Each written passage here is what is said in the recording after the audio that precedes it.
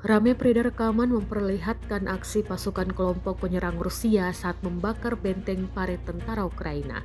Rekamannya diunggah di Telegram pada Kamis 16 Januari 2025. Dalam keterangan unggahan disebutkan, inilah momen kelompok penyerang dari Brigade Senapan Bermotor terpisah ke-39 saat berhasil melakukan serangan terhadap benteng tentara Ukraina.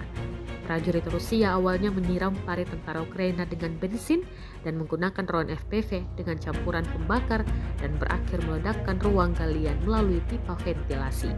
Rekamannya pun kini telah menuai berbagai komentar dari warganet.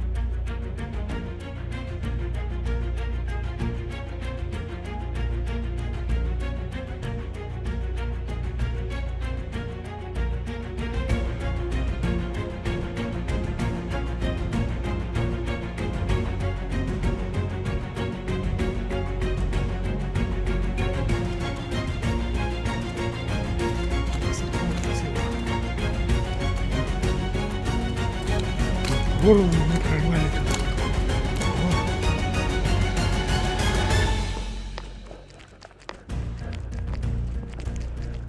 Download Tribun X sekarang, menghadirkan lokal menjadi Indonesia.